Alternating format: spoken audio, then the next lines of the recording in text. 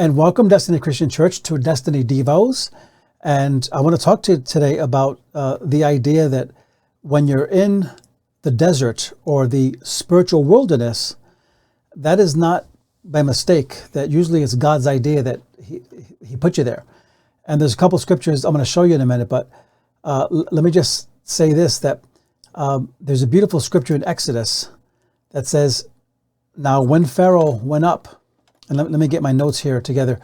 Now, when Pharaoh sent forth the people, God did not lead them by the way of the land of the Philistines because it was near, right? So closer is better, right? Closer, direct line, best deal. But then he says, for God said, lest the people seeing war regret their decision and return to Egypt. So often what we think is God bringing us by the scenic route, God is, He's really bringing us the best way, but He knows what we can handle. It goes on to say in verse 18, and God led the people around by the road that goes into the wilderness toward the Red Sea. And in the fifth generation went up, namely the children of Israel, out of Egypt, or the land of Egypt. And so the wilderness is God's idea. It wasn't a mistake. It wasn't some weird thing where they're like, well, I didn't know that this was going to be about a wilderness. And how many times in your life and in my life does God literally lead you into a wilderness experience?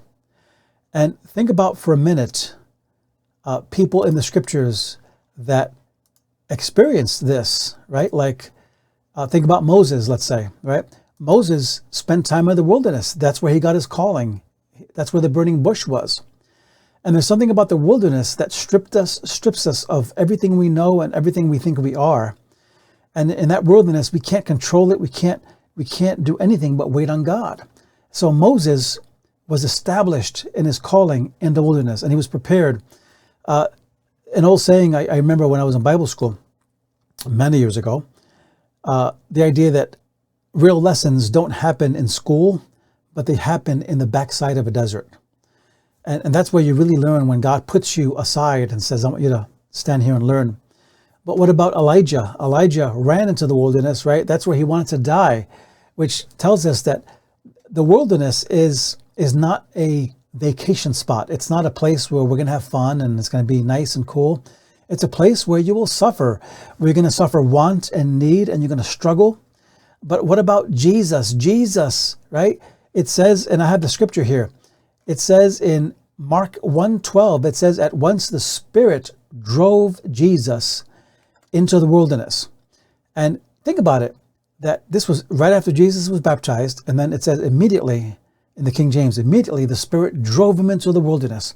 Wow, how's that for a present after you're baptized, right? Usually you get a nice party and, and gifts and all this. What does Jesus get? He gets pushed into the wilderness. I believe that every believer, once God fills them with His Spirit, once they get baptized in the Spirit, they get driven to the wilderness, because that's where God makes you. That's where God brings you up in Him and causes you to grow. But then Paul, the apostle, was also a child of the wilderness. After he had the encounter with Jesus, when he was on the road to Damascus and he got knocked down from his horse, after that, he got saved, and then he spent, I think it was 3.5 years in the desert. And that's where he learned how to follow God. That's where he learned how to think about God and how to rearrange his theology from what he thought it was to what it actually is and should be. And so I say that to say this, and we're going to close this, but the wilderness is God's idea. Not my idea, not your idea. It's God's idea. And so be encouraged today that if you're going through a wilderness where you feel alone and abandoned and you're in this place that is arid and dry and you feel empty, let God do His work and ask Him, Lord, what do you want me to do? How do you want me to think about this? What do you want me to surrender? What are you trying to say to me? And pray that way, and you'll see what God does. So till next time, check out the website, check out Facebook, and check out our sermons on there. We have good speakers at our church. We're blessed to have them. So until next time, God bless.